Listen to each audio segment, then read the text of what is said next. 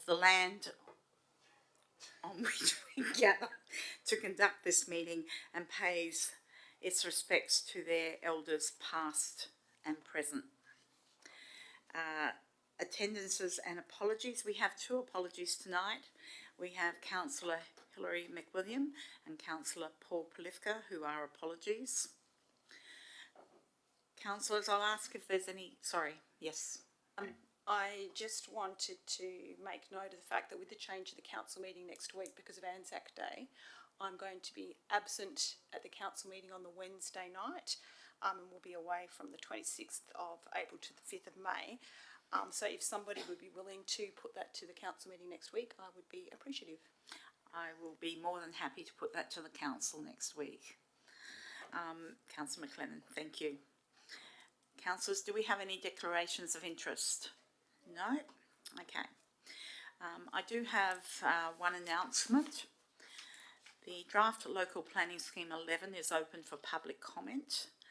Please note there will be public information sessions held at the Hawaiian Shopping Centre on the 27th of April, 9 till 12, the 16th of May, 2 till 5, the 2nd of June, 9 till 12, also at the Bassendean Library on the 3rd of May, 5 till 7, the Bassendean Markets on the 28th of May, 9 till 1:30 p.m. Also, community members, please feel free to call the town's planning service to speak to a planner if you so desire.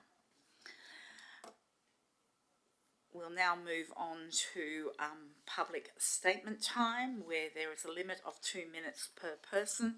Statements at a briefing session must relate to an item on the agenda. I'll also remind people that these meetings are recorded and live streamed. Would anyone, thank you ma'am, if you'd like to come up to the microphone, your name and address, that would be great. So hang on a minute, we'll turn on the microphone. Testing. Okay. Val Humphrey, 127A Whitfield Street. So I came tonight to support the Community Transport Service, which is a really important service. And just thought I'd have a peep at the agenda of the briefing session, and I was aghast to see 9.1 on the agenda and the potential threat to the future of the living streams for the Water Authority drains from 2nd Avenue through to 4th Avenue. And so I just wanted to register how important I think that those that project is. I was involved in a small way with the public consultation section of that, and when I was attending those consultations, I was so impressed to see the way that the living streams were being developed. I was first involved in the 1990s, and to see such a sort of a good system being unrolled, and up north of the railway line, I thought fantastic. It was even better to see so many of the neighbouring residents at the meeting that I felt I didn't need to say anything. I didn't need to stand up and say what a good project I thought it was, because they were all enrolled and involved, and it was, going ahead, or we hoped. And so here I am tonight urging you to try to find a way to implement some of that work. I mean, I can appreciate that the bar has been raised all over the place, and it seems that some of the issues raised are what we've just been through with the changes to state government requirements. But in particular, it seems to me that if you're looking at the project as a whole, stage 2, being from 3rd through to 4th, offers more in terms of community benefit. So while it seems that you're looking actually at what to do about stage 1, and it could get stuck with that. And often projects, it's like railway lines, they say they're going to go to, Okay. Geraldton. Okay, is this 2 minutes? I just please try and find a way to take that forward. It's so important to nature in the future of Bassendean. Yes. Thank you. Like yourself, I was at that community consultation. It was an extraordinarily good community consultation. I would agree with you. I would agree with you that many of the aspects of what was developed through that consultation were something to look forward to. So in many respects, I agree wholeheartedly with your comments. I would suggest that the officer recommendation, particularly point 1, is for myself and the CEO to have further conversations with the powers that be to discuss some of the problems that have arisen in the last year. So I would also comment that to proceed with the project with the changes that have been made would not deliver the outcomes that were canvassed and articulated by the community in 2019. So in that respect, the report highlights the necessity to go to a higher authority to talk about the issues. Okay? Thank you. Would anyone else like to make a public statement? No? Okay, on that I will close statement time and move on to public question time. And again, usually 2 questions. Yes, sir, if you'd like to come up to the microphone, state your name and address. Thank you, Madam Mayor. Don Yates, 10 Thompson Road, Success Hill. Question number 1 relates to 35 Old Perth Road.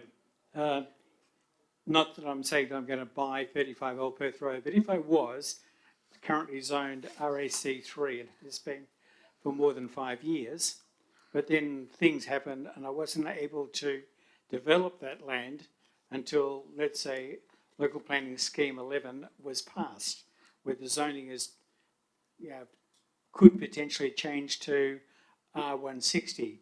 Now, would I be required to build to R160, or would the carryover of the RAC3 zoning still apply? I'll pass that to Mr. Gibson.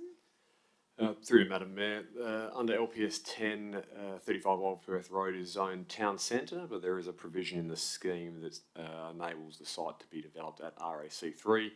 Upon gazettal of LPS 11, it is likely at this stage that the site will be zoned residential R160 mixed use, and depending on when the application is lodged and determined, that would dictate how you can develop it.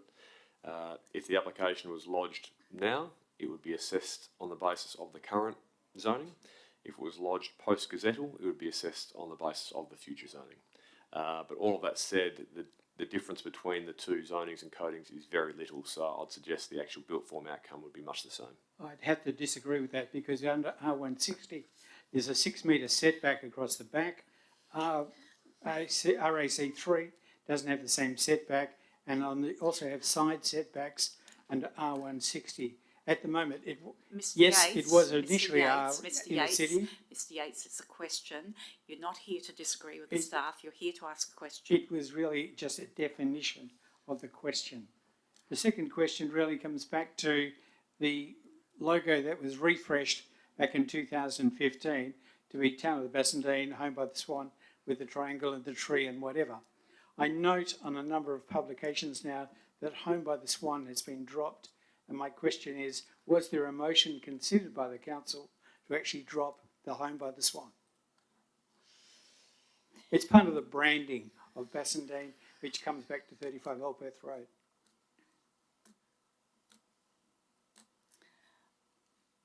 Mr. Gibson. Through you, Madam Mayor, certainly in the last 3.5 years, I don't recall there being a motion or a decision from council in relation to the logo. It's just that if you look currently at the agenda for tonight's meetings, you'll find that Home by the Swan has been dropped. And my question is, if you're going to do that, then I think it's incumbent on the council to actually consider that motion, because it's really not the true motion. Thank you for the questions. Thank you. There are no deputations for tonight. Okay. Okay, with that, councillors will move on to the reports. 9.1, Living Stream Project, 2nd to 4th Avenue, Bassendean. Ms Davey, would you like to speak to this item? Thank you, Madam Mayor. So the purpose of the item is for Council to consider progression of the Living Stream project. So that's both Stage 1 and Stage 2 from 2nd to 4th Avenue in Bassendean. So as has previously been communicated to councillors, most recently in a workshop in November, we've been developing the design with the Water Corporation since about 2019-2020. And since that time, there's been a few issues that have arisen relating to Water Corporation's design requirements and also the licence that would apply, which is a Water Corporation requirement before the works could commence. So the two key issues are that the design requirements for access have increased and would differ quite significantly from the concept that went out to the community, which would mean there'd be an increase in hard stand and a reduction in the space available for planting. So for example, in Stage 1, there'd be very minimal space for any trees. They'd mainly be on the verges only. The other concern is the licence conditions that would relate to indemnification and liability. So the Water Corporation would require the town to indemnify them and cover any of their losses, and that is not able to be insured, and it's an unlimited value potentially. So that would be needed to be funded through municipal funds, and that risk is considered to be quite significant. So the town's attempted to resolve those issues with the Water Corporation for probably the last 12 months. And without much success, they have made some minor changes, but the key issues still remain. So to further progress this, the officer recommendation includes part 1, to meet with the CEO of the Water Corporation and the Minister of Water to try and resolve those issues, and part 2 is, if that's unsuccessful, to then discontinue the project and also advise the neighbours and the general community of the reasons for that discontinuation. Thank you. Councillors, questions? Councillor McLennan? My page is full of questions, so please bear with That's me. fine. So just acknowledging what Ms Davies said about the licence agreement and the concerns about some of the clauses it contains. The report refers to the fact that Water Corp requires a similar licence with the other local governments that have already had living stream projects undertaken. I'm just wondering how those local governments have managed to proceed with them, given those clauses, and if there's been any discussion with any of those local governments about how they've managed that. Ms Davies? Through the Chair, Madam Mayor, we have made initial inquiries with a few other local governments. Some of them may not have been aware of the implications of agreeing to those licence conditions, and I believe for older projects the same requirements may not have applied. So similarly, the report refers to a response from Water Corp referring to, I think it's the Wharf Street Basin project as an example of where they also needed railing and fences and so on. Having a look at their project, it's not very big, it's only a hectare, so it's smaller than ours, and they don't seem to have this requirement for 4 metres of hard stand and so on. So is that another one of the requirements that where the goalposts have shifted since we did our initial design work? Through you, Madam Mayor, yes, that's correct. The Water Corporation did advise that as a result of some projects that had been implemented, they then increased their design requirements because of problems that they'd experienced. Thank you. Can I keep asking questions? Yes. There's a reference in the report to an approach to Water Corp to have a hold harmless clause included instead in the licence, but that was rejected. I'm not really clear on what that is. Can you please just explain to me what we were attempting there and why it was rejected? Through you, Madam Mayor, I'm not a legal expert, but I believe it's where if there are any losses that the Water Corp experiences, that they address them directly. If there are any losses that the town experiences, we would then address it. And rather than looking at reimbursing funds from the other party. I'll ask one more for now and then I'll That's be quiet. fine. So in the officer recommendation, it refers to the required design and licence changes. Can I just get some clarification around what design and indemnification and liability clause changes would be considered satisfactory in order to be able to proceed with the project? Through Madam Mayor, so confidential attachment 3 shows our recommended changes Oh, for they're the the ones that licence. you wanted. Okay, so if you don't get those, it's very hard to turn around. So if those recommended changes aren't agreed to, that would be the trigger to not proceed further. That's correct. Okay, and the design changes that we'd be seeking, the minimum changes?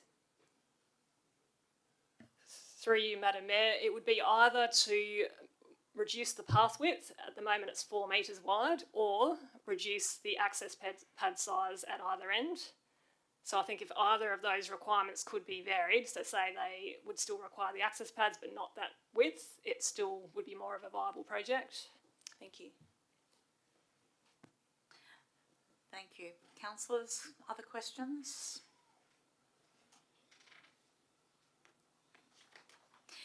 Can I just ask the CEO a question on this? If we attend this meeting and there is partial acceptance of some of the concessions, this would be brought back to councillors at a workshop. I think a workshop, given that we do meet regularly, would be the appropriate time. The reason for that part too is really so we can, this has been going on for a number of years, as you're aware, and I'm just trying to be more efficient in our decision making. So if we do get the response we're probably expecting, is we can just end the relationship and move on to another project, because we have been spending some time and resources on this. But a workshop would be. I think my question is if there is a partial concessions towards what we want, but not a full concession. I guess my question is whether councillors would have the opportunity to express an opinion on that. Okay, councillors, and if we've got no other questions, Councillor McLennan. Sorry, and I forgot to turn my microphone off, so you're going to need to remind me. A couple of things I was just wondering. So our local member was Minister for Water for most of this project. Has he been able to assist us in progressing this in any way? Like, I know you had meetings with him.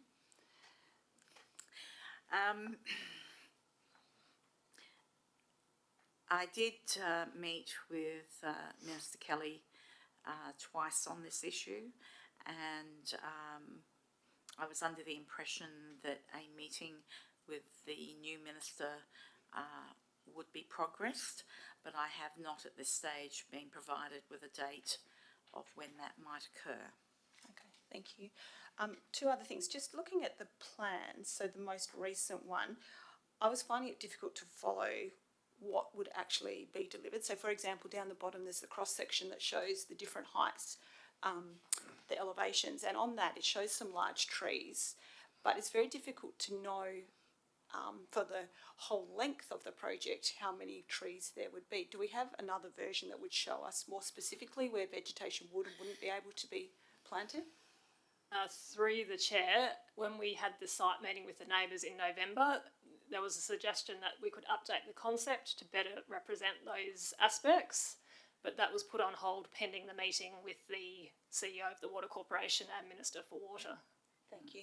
And that was related to my last question. Just given how involved the residents in that area have been in developing this plan and the site meetings and so on, I'm just wondering if we haven't already made them aware that this is coming to council, that we could let them know? Through the chair, I did contact them by email last week. Yeah, thank you. I also advised our local member that this item was on the agenda as well. Okay, councillors, are there any other questions on this item? Okay, so we'll move to 9.2, strategic budget policy. And Mr. White. Thank you, Madam Mayor.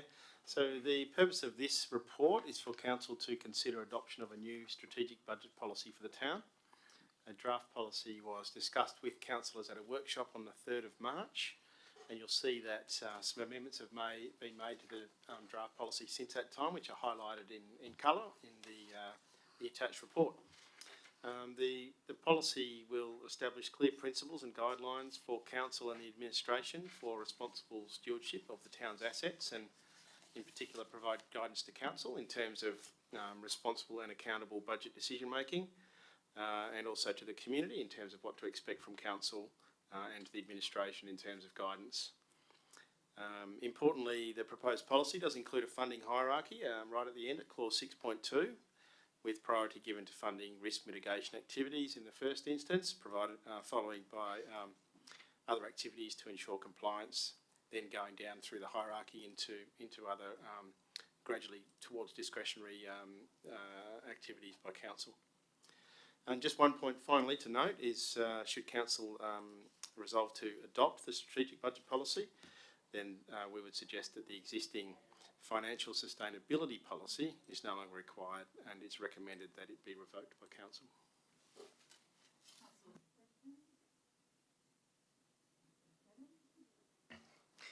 Thank you.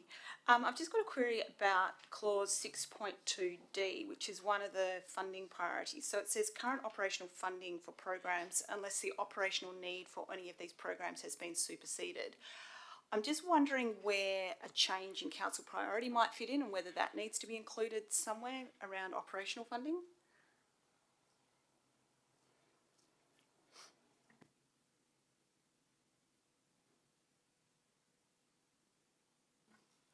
Okay, thank you, and through you, Madam Mayor. So I think the point for point D is if we've already committed to funding a program, then the presumption is that we would see it through. Quite often we'd already have contractual arrangements and something would be part way through delivery and so on. So we would want to continue our commitment as a town to that program before we looked at any new initiatives. But changes in the types of activities that council deems worthy to fund, for example, there may be a service review or something like that that might lead to a change in council priority, that would then result in council defunding that particular operational activity or funding a new one. If it's defunding it, we would seek to, generally speaking, continue our current obligations until such time as there weren't any. And if it was to fund a new program, then we would see that it would come in under the lower priority F. Thank you. Can I just seek to clarify? I know we've had quite a lot of discussions in recent weeks and months and beyond around operations that discontinue year after year that council doesn't always have complete visibility of because they happen by the staff on a day-to-day basis. I'm just wondering, do we need to incorporate something in here if this is guiding our budgeting processes that identifies that we don't want to just keep doing the same things over and over again without reviewing them regularly? Thank you, and through you, Madam Mayor, I think we do talk about that in terms of service levels up at 5.4. So that's the intent of really 5.4, I believe, is to go to what you're saying, Councillor McLennan, in terms of really looking for their continuous improvement all the time by regularly reviewing services and service levels, particularly in relation to perhaps discretionary spend, or at least partially discretionary in terms of the ability for the town to set the desired service level. So we would seek to, I think this policy seeks to give that a bit more rigour than what we currently have in place by formally requiring that sort of continuous process of review. Thank you. I really appreciate this policy coming for us.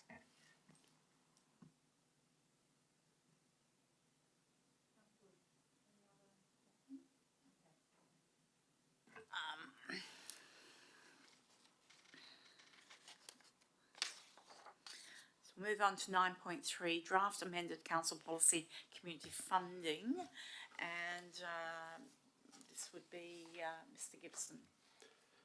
Through you, Madam Mayor, the purpose of this report is for Council to consider amending its existing council policy in relation to community funding. As councillors will recall, earlier this year, Council resolved to establish a CCTV rebate program and allocated $20,000 to that purpose. As foreshadowed at the time, there is a need to amend the community funding policy to provide for rebates and subsidies, and the draft policy has been, the existing policy has been amended accordingly, as highlighted in red and yellow. Councillors, questions? Okay. No, it's fine, Councillor McLean. Thank you. Just a couple. So in relation to 4.4, the waiving of fees, as part of our budget discussions, we've been talking about simplifying the fee structure. I'm just wondering whether this particular clause is still going to be relevant given those discussions. It's the one about seniors' fees. Through Madam Mayor, obviously there was commentary at the workshop recently regarding the simplification of fees, and staff are currently exploring how that might look. Prior to this coming back to Council next Tuesday, we can revisit existing clause 4.4 to see if that can be similarly simplified. Great, thank you.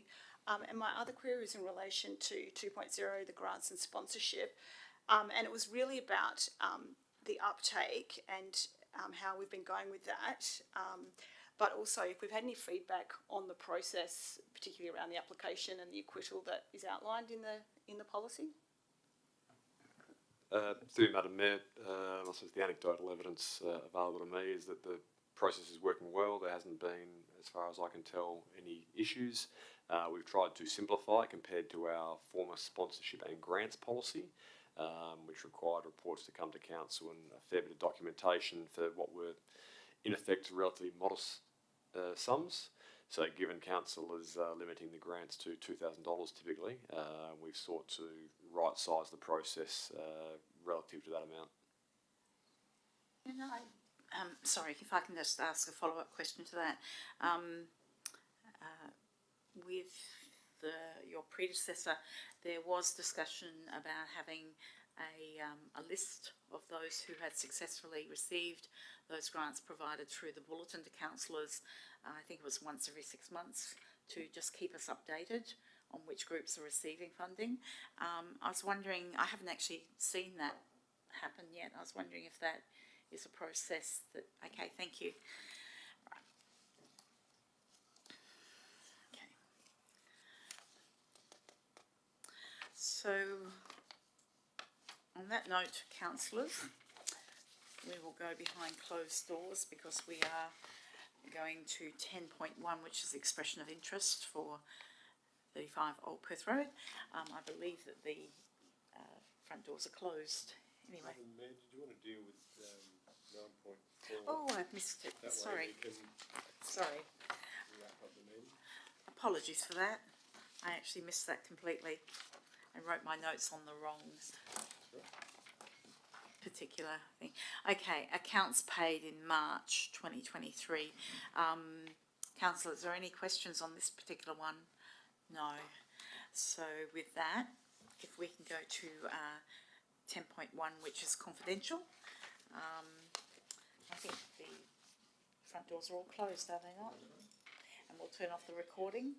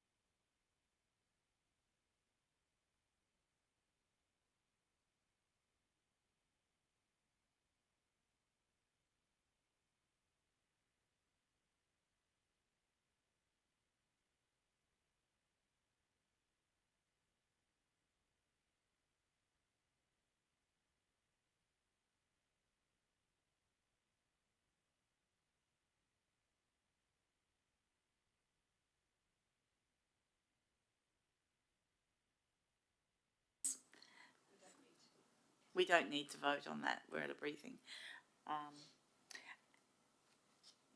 Do you need to turn the recording back on? Yes, okay. Is it back on?